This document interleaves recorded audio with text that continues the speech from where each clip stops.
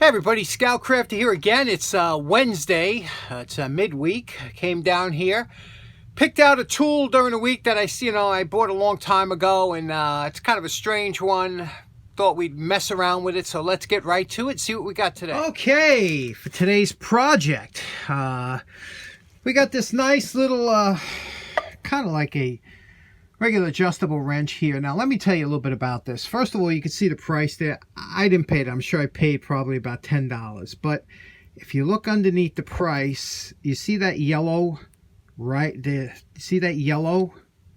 There we go. It says U7. There we go. See that U7?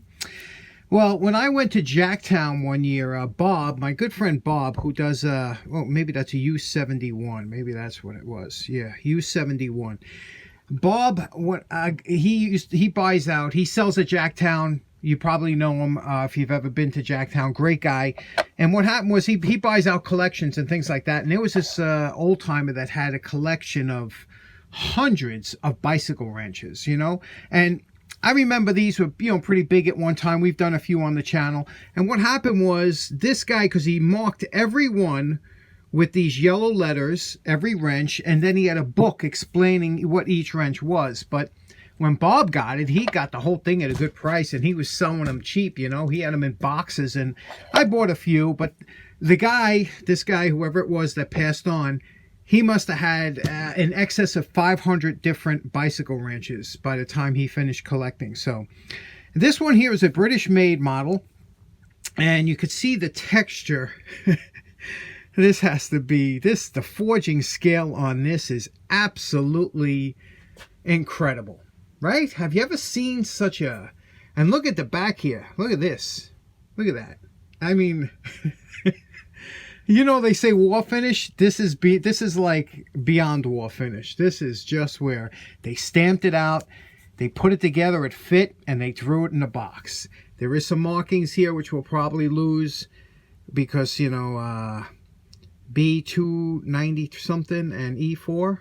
You see it better on film than I can see it here. But anyway, we just want to make this one pretty nice to use because it does operate good. It looks like somebody started to do something here, but you can see the pits are too deep. Maybe they gave up.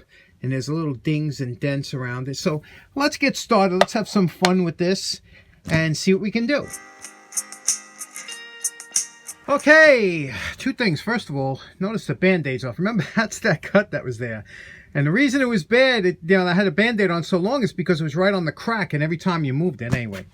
So here we are after the post-wire brush evaluation, and if you notice here, this is like a King Dick design. They had that hollowed out nut, and they used to put this leaf spring that just made the action really horrible on these when the spring was in there.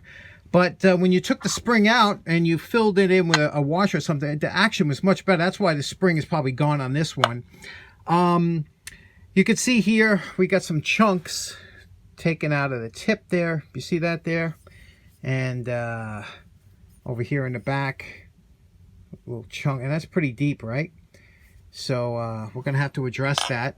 And obviously here, no surprises. But like I said, it was probably a King Dick. Now, if you notice the grooves here, the milling marks, same with here. If you look here close, you'll see milling marks. See that there? You don't want to take those out on this, and I'll tell you why. Those milling marks are actually good for holding lubricant and things like that. And also, it makes the wrench operate smoothly when there's a little bit of gaps in there, that it's riding along the edge instead of flat on flat surface, especially if there's no lube. So don't worry about getting that too much because that you want to stay tight. So let's start working on this.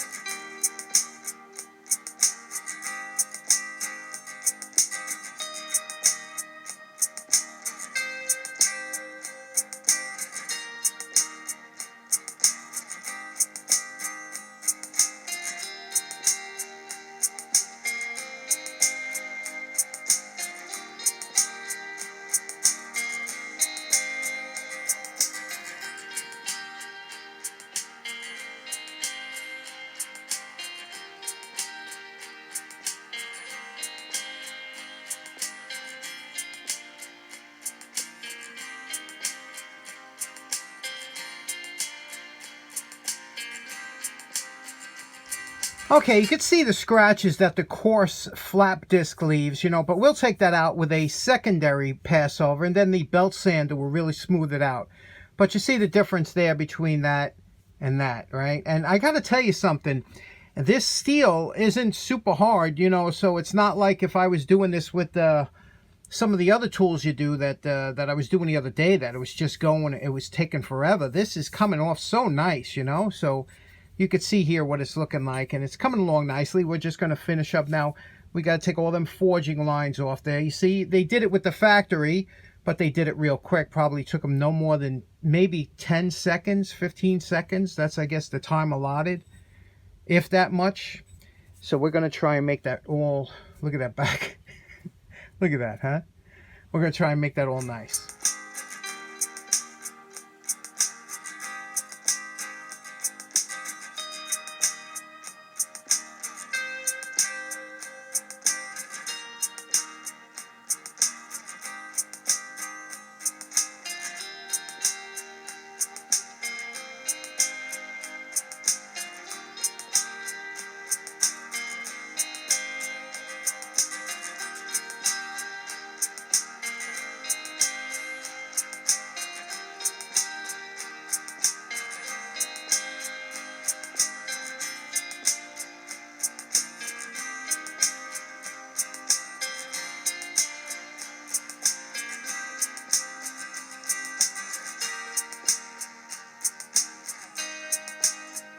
Okay, here you see we went over the whole wrench with a, this is a 40 grit disc. You can see 40 grit, and it's, you could feel it. You could feel the disc. That's what you go by. Forget about what it says. Feel it. And you can feel the grit on here is really good. And, so that took off all of that heavy scaling and stuff. But here's what I was talking about the edges. Remember, if you do this side and this side, look at that sharp edge. See that right there? That's very sharp, very sharp. This is what happens. So that's why what we're going to do now is we're going to go over it again with a finer disc that's a little bit worn, get rid of some of these deep scratches, and then when we go over with the belt sander, we'll make sure to round all these edges over, because right now this is very uncomfortable in the hand. You can feel all them sharp edges. We'll smooth everything out. That's where it becomes, you know, you start to really appreciate the wrench.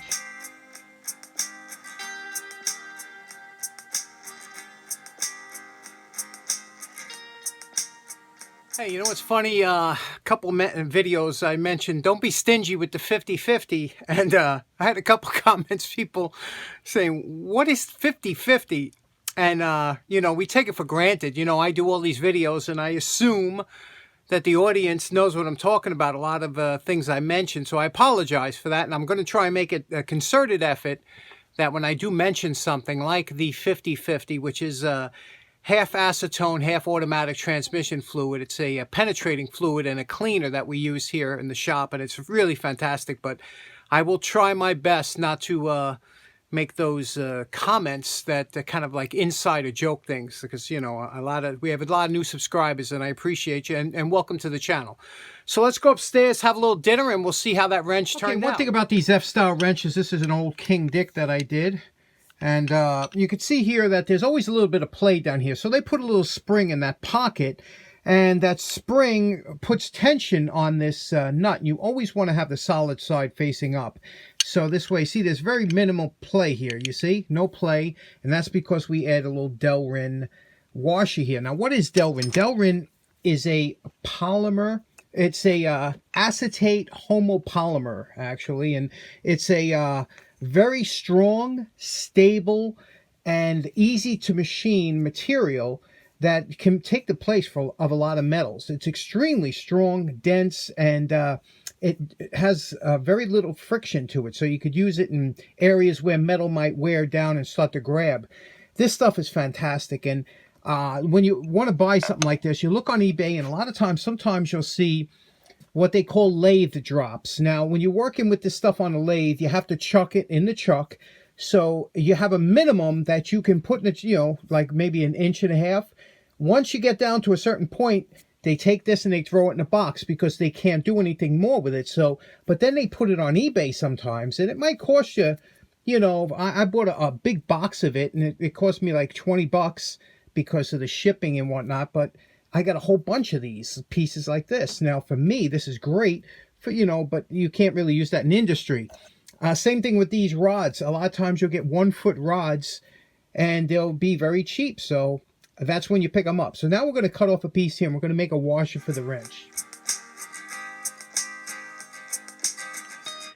Now, one thing I don't need is an excuse to come play with the lathe. So what we're going to do here is I want to make a washer. But you see this empty pocket here? I'm sorry, I was out of camera, folks. See this empty pocket that it's in the nut? So what we want to do is I want to have it so it fits in there, but a little bit overhangs here and acts as the washer. So that's what we're going to do with this. And to do that, the first thing we're going to do is square off the edges, and then you know the rest from there.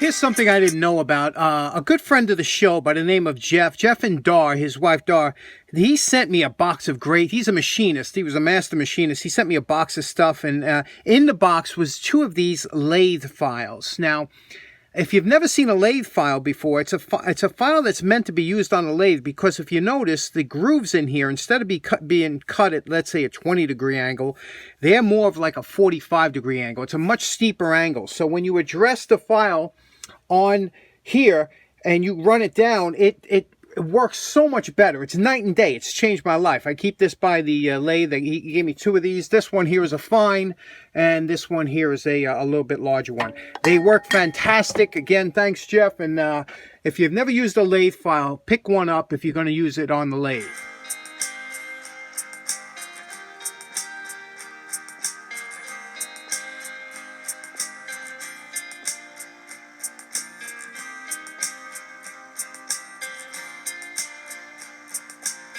Now you can see how this fits in here. We take this piece that we did. Look at the beautiful finish on there, right? We take this, place it into here, right? It fits in here. It's a floating washer like. And now we have it so that when it fits in here, look at that. No play. And it still spins freely. That's what we want. And that'll make the wrench operate much better. Now you know my favorite part. Remember what this wrench looked like before we started. And we're calling this project done. We did this up here in a satin finish again. Took all the scaling, the pitting out. Doesn't that look lovely? Now, remember the top, what the top looked like? Looks like there's a little bit of hand oil because I just carnauba waxed it, you know, so. But look here, I filled in the British made with some Scout Crafter red. A little bit of Scout Crafter red on the knurl nut here. And look at the edges here. Look at that. And remember the back? Remember the back. That big seam that ran across. And look at this, huh? And remember I was talking about the soft edges. And again, this one is a very tight wrench. There's no rattle to it. And look how smooth this is. Can you hear that? That is just beautiful with that delrin washer in there. No play, no slop. Just a beautiful wrench. And look at all the edges. Remember that? The edges, the important part. Remember I said look down here? This thing is just, you want to hold it. You just want to hold this darn wrench. That's why it's full of fingerprints. I've been playing with it for the last 10 minutes. Anyway, this one's done. It was a fun project. And all that scale, huh? It's so nice to have it off there.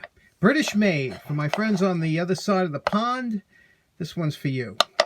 Okay, so in closing, that was a fun little project today. I keep wondering, with every tool that I do lately, I keep wondering, should this go in the Scout Crafter Junior Toolbox? I don't know. Anyway, thanks so much for tuning in. Hope you have a great day. Take care now. Bye-bye.